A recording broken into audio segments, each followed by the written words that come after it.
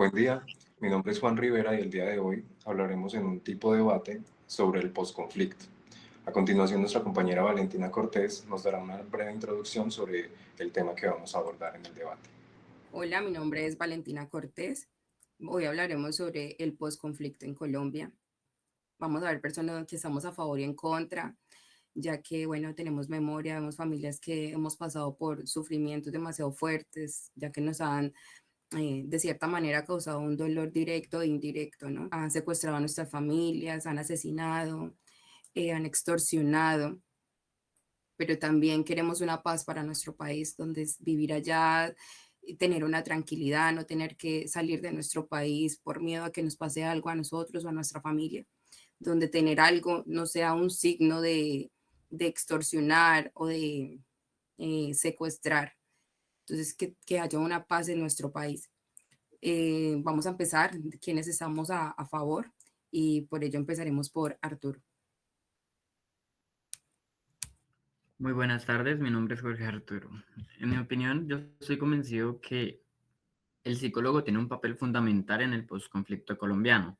No solo se trata de acuerdos políticos o económicos, sino al contrario, de sanar heridas emocionales, las cuales dejó la guerra. Como argumento a favor, tengo la parte de sanar el trauma. Millones de personas vivieron violencia, desplazamiento y pérdidas. El psicólogo ayuda a que ese dolor no se quede guardado ni se transmita a las nuevas generaciones. Natalia nos dará una breve introducción de por qué ella está en contra del posconflicto. Buen día, yo soy Natalia Cruz Montoya y en cuanto a mi postura, para mí olvidar el pasado no equivale a sanar y desde la psicología, no solo clínica, sino social, porque estamos abordando un tema social muy importante, reconocer que la represión de experiencias traumáticas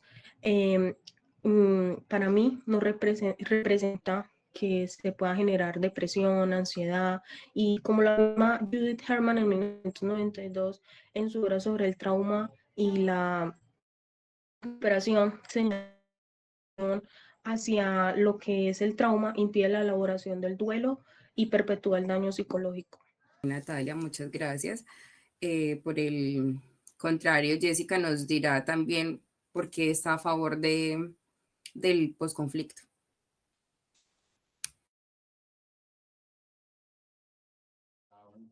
Hola, buenas tardes. Bueno, mi nombre es Jessica. Yo me encuentro a favor porque no solo se mejora la infraestructura o la economía, sino que genera un impacto psicológico muy importante en las comunidades. Estos programas fortalecen la autoestima colectiva, ya que las personas sienten que su opinión sí vale. Pueden proponer soluciones y tienen la capacidad de transformar su entorno.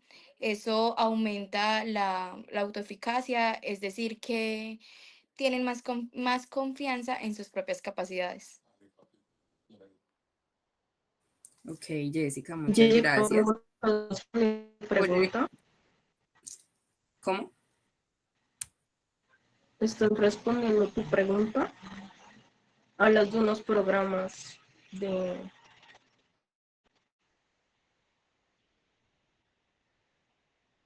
Perdón, se me fue el internet, creo. Respondiendo tu pregunta.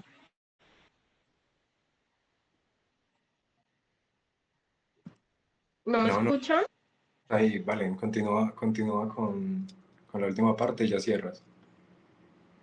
Continúo contigo, amor. ¿Listo? Bueno, en este momento le daré la palabra a Juan. Juan dirá el por qué está en contra del posconflicto.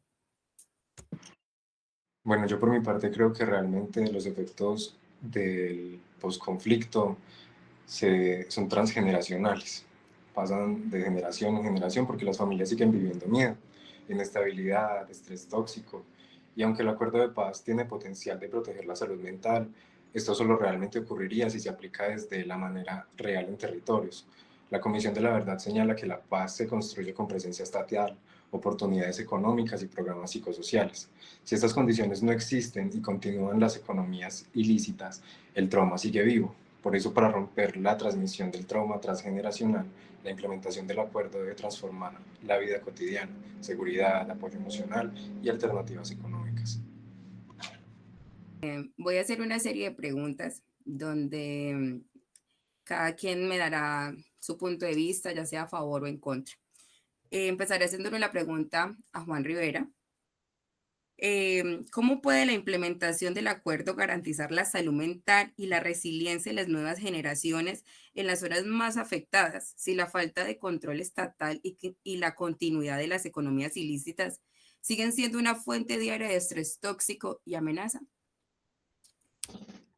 Bueno, realmente, ¿cómo puede? Tendría que empezar a hacer muchas cosas, porque en este momento el problema es que no se está implementando ningún tipo de solución o ayuda para la salud mental.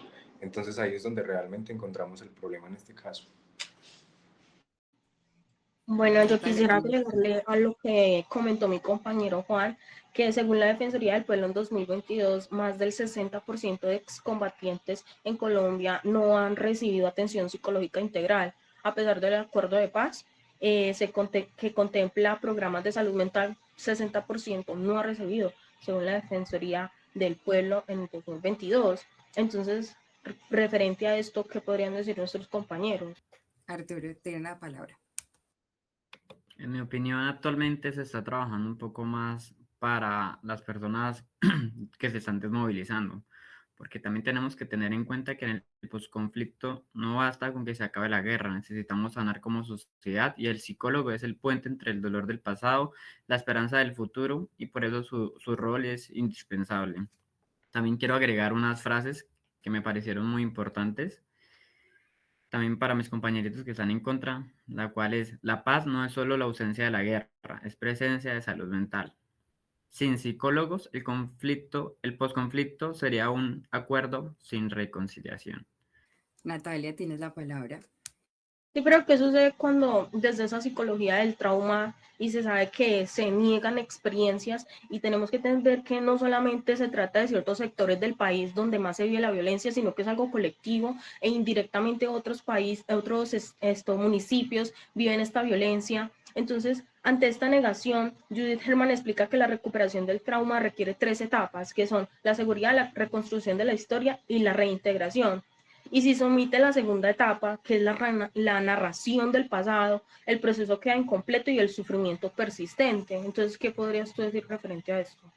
Pues a favor del posconflicto, pues en este caso sería el comienzo de una reparación psicológica y emocional pues en las comunidades. Es la oportunidad como para sanar heridas, recuperar la confianza y reconstruir los vínculos. También fortalece la resiliencia colectiva. En esta etapa las personas vuelven a sentirse, digamos, seguras y útiles o capaces de construir su futuro. Yo por mi parte creo que, como dice la Comisión de la Verdad en el 2022, que insiste que la salud mental no solo mejora cuando las comunidades sienten presencia estatal, apoyo y seguridad, pero en muchas zonas siguen bajo economías ilícitas y eso genera estrés tóxico diario, que según el Center of Developing Child de Harvard, dice que afecta el neurodesarrollo y la capacidad de regular emociones, es decir, el trauma continúa activo. Pero también podemos pensar que asimismo se puede impulsar el empoderamiento emocional, porque las comunidades dejan de verse como víctimas y empiezan como a reconocerse como capaces de transformar su realidad, pienso yo. Me gustaría tomar la palabra y quisiera ya en este punto hablar un poco de 2 casos que creo que podrían darnos un poco más de soporte a nuestra postura. Y es que en la experiencia mexicana, la relación con la violencia del narcotráfico y las desapariciones forzadas muestra como la falta de esa conciencia histórica y esa justicia contribuyen a una perpetuación del conflicto y es algo que se ha visto por años. Y según el informe del Comité contra la Desaparición Forzada de la ONU, en el año 2022, México registra aproximadamente 100.000 personas desaparecidas a causa de esto. Y entonces es en ese punto donde me gustaría saber si el olvido institucional realmente trae paz o lo único que genera es que se ignore ciertas circunstancias, ciertas vivencias de personas que viven en lugares, en el caso colombiano, en lugares que son afectados constantemente. Arturo, tienes la palabra. Bueno, ahí quisiera contradecir un poco a Nata, ya que ella dio un dato que es importante, pero es de México. Porque tenemos que tener en cuenta que en Colombia la psicología comunitaria ya está presente en procesos de memoria histórica, acompañamiento a víctimas y fortalecimiento de tejido social. Listo, y entonces si hablamos de una implementación como nosotros lo colocaríamos en nuestra postura, y un ejemplo claro de esto es El Salvador, donde cuando en Nayib Bukele en el año, disculpen, en el año 2019 recibió un país donde tenían 70 homicidios por cada 1000 personas, habían territorios dominados por lo que serían pandillas y demás, y se sabe que se trató de implementar lo que fue psicología social, pero no se pudo llevar a cabo. Y él lo que hizo fue algo muy diferente de la postura, ¿sí? Y fue lo que hablé anteriormente sobre los 3 pasos. Y me gustaría hablar sobre los resultados de Nayib, y es que según el Ministerio de Justicia y Seguridad Pública de El Salvador, el país pasó de 3.340 homicidios en 2018 a menos de 200 en 2023. Y entonces con esto quiero dejar el mensaje, que es que enfrentar el pasado y garantizar justicia reduce la violencia más que el olvido. Vale, súper, vale. Yo creo que ahorita es momento de que nos des tu conclusión final y demos cierre. Bueno, escuchándolos a todos, la verdad que cada uno tiene un punto de vista, cada uno miró en qué estaba fallando Colombia y en qué podemos mejorar, ¿sí? La psicología en Colombia ahora es un poco nula porque las personas que se desmovilizan vienen con algo ya en su mente y puede que Colombia se salte muchas cosas y es por eso de que puede que estas personas realmente hayan salido del monte, pero puede que de cierta manera ellos sean los que crean o hagan estos grupos pequeños que hacen daño a nuestro país, ¿sí?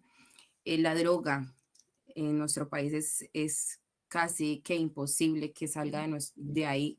Colombia siempre ha vivido el narcotráfico. Independientemente, esperamos que nuestro país pueda ser un país mejor, que brinde los apoyos psicológicos necesarios que tienen estas personas para reincorporarse y que todos merecemos una segunda oportunidad independientemente de lo que hayamos hecho. A pesar de que las familias no olvidan, siento que merecen una segunda oportunidad para hacer las cosas a bien. Muchas gracias a todos por sus conclusiones, por lo que piensan, por dar su punto de vista. Y bueno, esperemos que Colombia pueda ser un país con mucha libertad y mucha paz.